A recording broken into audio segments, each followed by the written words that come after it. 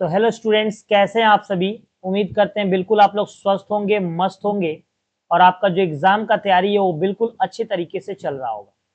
जैसा कि आप सभी जानते हैं, West Bengal board class 12 semester 3 business study के सिलेबस को हम लोग आगे बढ़ा रहे थे और बिजनेस स्टडी के सिलेबस को आगे बढ़ाते हुए हम लोगों ने अब तक बिजनेस स्टडी के अंदर 4 चैप्टर कंप्लीट कर लिया है। टोटल कितने चैप्टर हम लोगों ने कंप्लीट कर लिए हैं? 4। ये जो है ऑर्गेनाइजिंग जो है ये हमारा 5वां चैप्टर है दोस्तों। अभी हमने रिसेंटली प्लानिंग चैप्टर को कंप्लीट किया जो कि चैप्टर 4 था। अब आज हम लोग चैप्टर 5 ऑर्गेनाइजिंग के ऊपर बात करेंगे जो कि 8 मार्क्स का आने वाला एग्जाम में। इसमें बहुत ज्यादा कवरेज है, इसका 8 मार्क्स बहुत होता है दोस्तों। हमने अब तक 22 मार्क्स का सिलेबस कंप्लीट कर लिया है 4 चैप्टर में। जैसे ही ये 8 मार्क्स हम लोग कंप्लीट करेंगे इस तरह से ये 30 मार्क्स हो जाएगा। और सबसे बड़ा चैप्टर मतलब सबसे ज्यादा मार्क्स का अगर कोई चैप्टर है तो वो यही ऑर्गेनाइजिंग है दोस्तों, 8 मार्क्स का। इससे थोड़ा सा छोटा जो चैप्टर है वो प्लानिंग 7 मार्क्स का था। ठीक है, तो चलिए बिना देर किए हुए हम लोग ऑर्गेनाइजिंग चैप्टर को शुरू करते हैं दोस्तों। देखिए ऑर्गेनाइजिंग का मतलब क्या होता है, सबसे पहले हमें ये समझना होगा। ऑर्गेनाइजिंग जो है वो मैनेजमेंट का ही दूसरा फंक्शन है। जैसा कि आप सभी जानते हैं मैनेजमेंट का फर्स्ट फंक्शन प्लानिंग है। प्लानिंग के अंदर में हम लोग किसी भी चीज को प्लान करते हैं कि हमें फ्यूचर में क्या करना है, यानी कि planning refers to deciding in advance what is to be done in future. मतलब प्लानिंग में हम लोग ये डिसाइड करते हैं कि हम लोग को भविष्य में करना क्या है।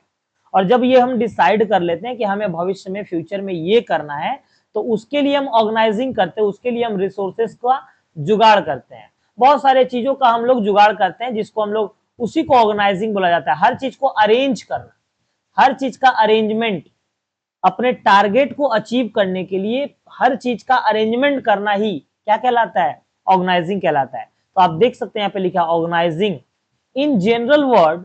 Organising refers to arranging everything in orderly form.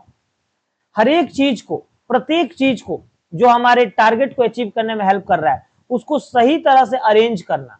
Organising refers to arranging everything, हर एक चीज को, प्रत्येक चीज को अरेंज करना in orderly form. Orderly form बोले तो एकदम एक सिस्टमैटिक मैनर में। And making most efficient use of resources, जिसके थ्रू क्या होगा, जब हम हर चीज को अच्छे से अरेंज करेंगे तो हम लोग अपने कंपनी के रिसोर्सेज को, अपने हर संसाधन को एफिशिएंटली यूज कर पाएंगे। नहीं तो क्या होगा, प्रॉब्लम होने लगेगा दोस्तों। अब जैसे मान के चलिए मैं आपको एक बात बताऊं, मान के चलिए एक कंपनी में हर चीज को अरेंज किया जाता है, हर चीज को एक ऑर्डरली फॉर्म में रखा जाता है। जैसे मान लीजिए कि कोई लूज टूल्स है तो आप देखते होंगे कंपनी में जहां पर मान लीजिए कोई जनरेटर चालू करने वाला वो एक होता है ना हैंडल। मान लीजिए कंपनी में जनरेटर चालू करने वाला हैंडल जहां तहां रख दीजिएगा और चालू करने का जब समय आएगा तो अब मान लीजिए 10 मिनट अगर खोजने में लगे तो आप बताइए 10 मिनट लेबर क्या किया? एक तरह से काम नहीं किया, आपका नुकसान किया। लेबर का आप यूज नहीं कर पाए। लेबर एक रिसोर्सेस है, आप उस लेबर रिसोर्सेस का यूज नहीं कर पाए 10 मिनट क्योंकि वो खोजा। लेकिन वही चीज रखने का एक प्रॉपर जगह बना हुआ है कि यहाँ पर ये रहेगा, यहाँ पर पेचकस रहेगा, यहाँ पर रिंच रहेगा, यहाँ पर ये चीज, हर चीज ऑर्डरली फॉर्म में रखा जाता है। आप देखते होंगे दवा दुकान में, सबसे अच्छा तो दवा दुकान का एग्जाम्पल, दवा दुकान में इतना सारा दवा होता है दोस्तों, इतना सारा दवा। और जब इतना सारा दवा होता है दवा दुकान में तो आप सोचिए जब आप प्रेस्क्रिप्शन देते हैं वो केमिस्ट को तो ठीक उसी जगह पे हाथ डालता है जहां पे वो दवा रखा हुआ है। सोचिए इतना सारा दवा, इतना सारा नाम, वो कैसे ऑर्डरली फॉर्म में अरेंज किया हुआ है ताकि टाइम का सही यूज कर सके, कस्टमर आए तो उसे तुरंत दिया जा सके। तो making most efficient use of resources. ठीक है, in general word organising refers to arranging everything in orderly form and making most efficient use of resources, जिससे हम अपने रिसोर्सेज का सही इस्तेमाल कर सके। ठीक है, आइए उम्मीद करते हैं आप समझ गए। ऑर्गेनाइजिंग प्रोसेस क्या है दोस्तों? ऑर्गेनाइजिंग प्रोसेस क्या होता है आइए हम लोग देखेंगे। और ऑर्गेनाइजिंग प्रोसेस का मतलब किस तरह से हम लोग किसी भी चीज को अरेंज करेंगे, इसके बारे में हम लोग यहाँ पर जानेंगे। देखिए दोस्तों यहाँ पर क्या बोल रहा है, पहला identification and division of work. मतलब जब प्लानिंग हो जाएगा ना तो आइडेंटिफिकेशन, काम को पहचानना, आइडेंटिफाई करना, और उसके बाद उस काम को डिवीजन करना, बंटवारा करना, काम को पहचान को उसका बंटवारा कर देना। This function begins with the division of total work into smaller unit. एक कंपनी के अंदर में एक बड़ा सा काम होता है, पूरा मतलब काम जो है बहुत बड़ा होता है, लेकिन उसको कई सेक्शन में क्या किया जाता है, तोड़ा जाता है दोस्तों, कई सेक्शन में उसको बांटा जाता है और बांट करके उसको अलग अलग किया जाता है। ठीक है, जैसे आप मान लीजिए आपका कॉलेज, आपके कॉलेज में आर्ट्स है, कॉमर्स है, साइंस है। अब आर्ट्स में कई सब्जेक्ट है, कॉमर्स में कई सब्जेक्ट, तो आप देखिएगा कॉलेज में जाइएगा ना, तो देखिएगा आप वहां पे मान के चलिए department of arts, department of commerce, department of science अलग अलग होगा। उसके बाद जब उसमें भी जाइएगा, जब डिपार्टमेंट ऑफ आर्ट्स में जाएगा तो department of geography, department of botany, department of history, department of political, तो इस तरह का अलग अलग डिपार्टमेंट है। क्यों है? आप हॉस्पिटल में जाइए, न्यूरोलॉजी, कार्डियोलॉजी, हेप्टोलॉजी, गैस्ट्रोलॉजी, है ना, तो ये सब क्या है, एक बड़ा सा हॉस्पिटल में क्या है, सब इलाज हो रहा है, लेकिन उसमें भी डिपार्टमेंट है कि ये न्यूरोलॉजी है, ये हेप्टोलॉजी है, ये कार्डियोलॉजी है, तो ये गैस्ट्रोलॉजी है। तरह तरह से टोटल वर्क को छोटे छोटे टुकड़ों में तोड़ा गया है ताकि काम एकदम एफिशिएंट वे में हो। तो total work into smaller unit, each unit of total work is called job. और प्रत्येक यूनिट को, प्रत्येक टोटल वर्क के यूनिट को क्या बोला जाता है, जॉब बोला जाता है। जॉब, जॉब माने एक काम। एंड वन पर्सन, और प्रत्येक पर्सन को, one person in the organisation must assign only one job. और कंपनी के एक वर्कर को, एक पर्सन को उस टुकड़े का एक जॉब, यानी कि पूरे काम को कई टुकड़ों में तोड़ा गया है, उसका एक एक टुकड़ा जो है उसको सौंप दिया जाता है कि आप इस जॉब को कीजिए, आप इसके हेड बन गए या फिर आप इस काम को पूरा कीजिए। होता है ना, जैसे हमारे डिपार्टमेंट ऑफ हिस्ट्री बन गया, अब उसमें एक हेड हो गया, हेड ऑफ डिपार्टमेंट, अब उनके अंदर में जो लोग हैं काम करेंगे। तो उसी तरह से one person in the organisation must assign only one job, एक ही जॉब मिलेगा। मैचिंग हिज स्किल, और वो भी जॉब कैसे मिलेगा, ऐसे ही नहीं कि आप ये चलिए वो चलिए, आप ये डिपार्टमेंट देख लीजिए, आप अकाउंटेंट डिपार्टमेंट देख लीजिए, आप ऑडिट डिपार्टमेंट देख लीजिए, आप ह्यूमन रिसोर्स देख लीजिए, ऐसा नहीं। Matching to his skill, qualification, expertise, उसका स्किल क्या है, वो क्या क्वालिफिकेशन रखता है। अगर अकाउंट्स लेके पढ़ा है, सीए क्वालिफाइड है तो उसको सीए का मतलब अकाउंटेंट का मिलेगा, एमबीए क्वालिफाइड है तो मैनेजर का, या फिर नॉलेज उसको है कि नहीं उस चीज का। Skill, qualification, expertise and interest is lead to specialisation. और उसका इंटरेस्ट किस में है, उसी से स्पेशलाइजेशन को बढ़ावा मिलता है, लीड टू स्पेशलाइजेशन। ठीक है, समझ में आया दोस्तों? बिल्कुल सर। आइए डिपार्टमेंटेशन, और जब आप सब काम को, पूरे काम को जब टुकड़ों टुकड़ों में तोड़ दीजिएगा, जैसे एक हॉस्पिटल में सब इलाज होता है, उसको देखिए कितने टुकड़ों में तोड़ा गया है, गैस्ट्रोलॉजी, कार्डियोलॉजी, हेप्टोलॉजी, न्यूरोलॉजी, तो होता है ना बहुत सारा, क्या क्या सब लॉजी होता है। तो ये उसको अलग अलग तोड़ा गया और प्रत्येक को डिपार्टमेंट बनाया गया, डिपार्टमेंट। आपको अभी मैंने कॉलेज का भी एग्जांपल दिया, history department, department of geography, department of commerce, department of art, department of biology, department of chemistry. सब क्या है, अलग अलग, पूरे काम को अलग अलग टुकड़ों में तोड़कर डिपार्टमेंट बना दिया गया। Their job of a similar category, एक समान कैटेगरी का job are put under one department, common way of department are, मतलब जो काम एक तरह के, सेम तरह के काम को सेम डिपार्टमेंट के अंदर में रखेंगे। एक ही तरह का अगर काम है तो उसको एक ही डिपार्टमेंट के अंदर में हेड कर दिया गया, मतलब उसी के अंदर में सौंप दिया गया। जैसे बहुत सारा ऐसा होता है जिसमें आप देखिएगा उसको एक ही डिपार्टमेंट के अंदर में रख दिया जाता है। ठीक है, तो there job of similar category, अगर कोई काम सिमिलर कैटेगरी का है तो उस सबको मिला के एक ही डिपार्टमेंट बना दिया गया, एक ही डिपार्टमेंट में रख दिया गया। टू वेज ऑफ डिपार्टमेंट, यानी कि डिपार्टमेंट बनाने का दो तरीका है दोस्तों, दो तरीका। पहला क्या है, ध्यान से एग्जाम में पूछेगा, डिपार्टमेंटेशन कितना तरह से होता है, एक होता है फंक्शनल डिपार्टमेंट, फंक्शनल, और एक होता है दोस्तों divisional department, divisional. Sir functional क्या है, देखिए ना नाम से क्लियर है, नाम से। फंक्शन माने क्या होता है, फंक्शन माने होता है काम, फंक्शन का मतलब क्या होता है, काम। तो अगर काम से रिलेटेड या फिर on the basis of function, काम के आधार पर अगर डिपार्टमेंट बनेगा, मतलब हम क्या काम करते हैं, अगला क्या काम करता है, वो अगला क्या काम के आधार पर अगर डिपार्टमेंट बनेगा, लोगों के काम के आधार पर, तो फंक्शनल।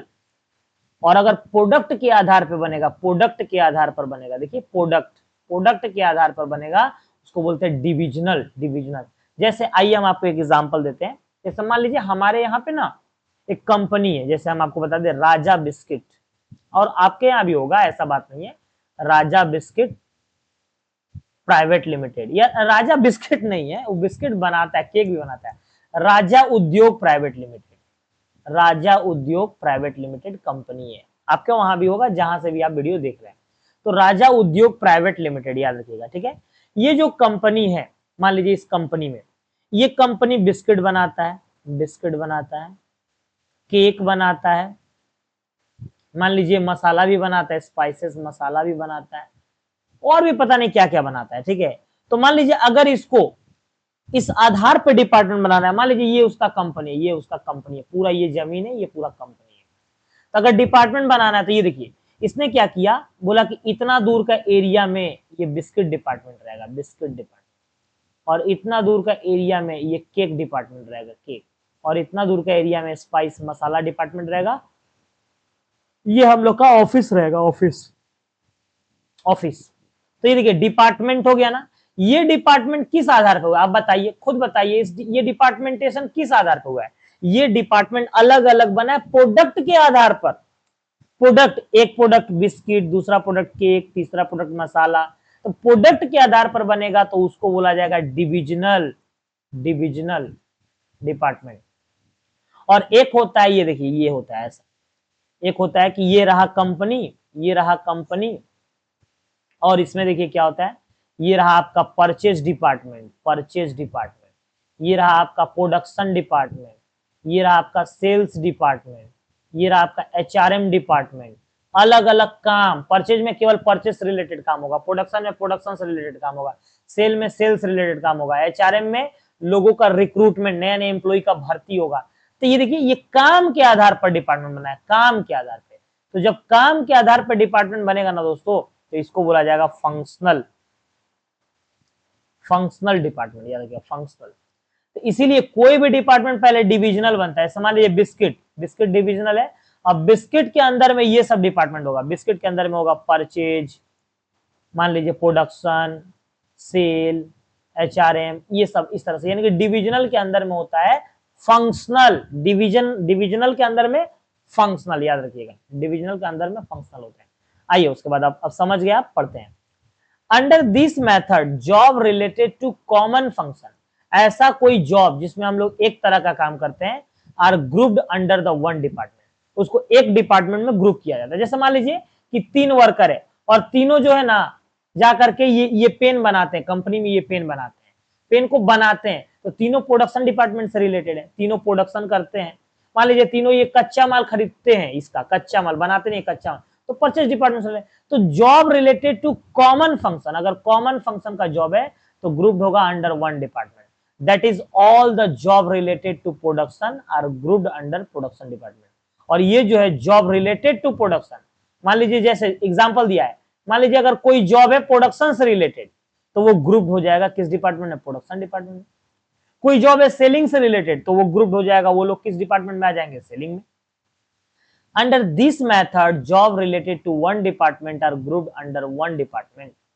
बोल रहा है अगर डिविजनल में बात किया जाए तो under this method job related to one product, एक खास प्रोडक्ट को ग्रुप किया जाता है एक डिपार्टमेंट में। जैसे बिस्किट को बना दिया गया डिपार्टमेंट, केक को बना दिया गया department. That is if an organisation is producing two production, अगर मान लीजिए कोई ऑर्गेनाइजेशन प्रोडक्शन करता है, sales and marketing of cosmetics, cosmetics का अगर मार्केटिंग करता है तो are grouped under one department, वो अंडर एक डिपार्टमेंट में ग्रुप हो जाएगा, कॉस्मेटिक डिपार्टमेंट, ठीक है। तो उम्मीद करते हैं आप डिपार्टमेंटेशन समझ गए। फंक्शनल होता है डिविजनल, फंक्शनल काम के आधार पर होता है और डिविजनल प्रोडक्ट के आधार पर होता है। आइए दोस्तों अगला, जब उसके बाद डिपार्टमेंट हो जाएगा तो असाइनमेंट ऑफ ड्यूटी, अब लोगों को उनका ड्यूटी दिया जाएगा।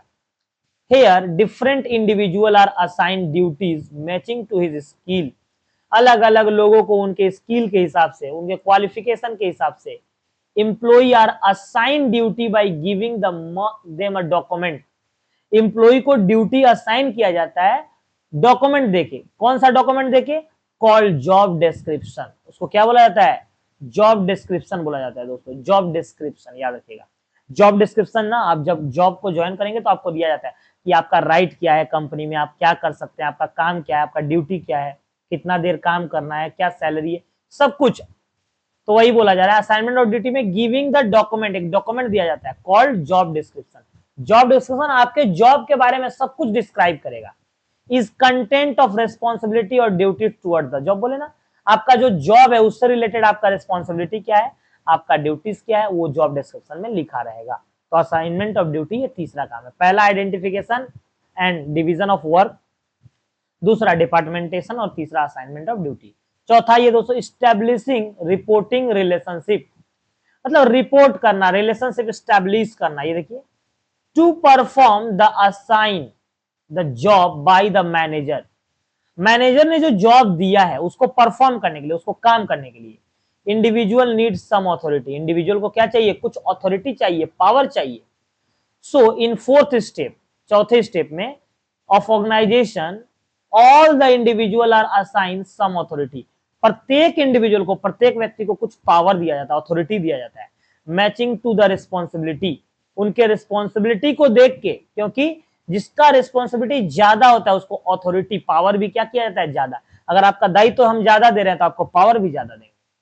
This lead to the creation of superior and subordinate relationship, और अगर हम आपको दायित्व तो दे रहे हैं और पावर दे रहे हैं, इसी के साथ यहाँ पे क्रिएट हो जाता है सुपीरियर और सबऑर्डिनेट, बॉस का और उसका जो असिस्टेंट है उसका रिलेशनशिप क्रिएट हो जाता है। सुपीरियर मतलब बॉस और सबऑर्डिनेट का मतलब उसके अंडर में काम करने वाले।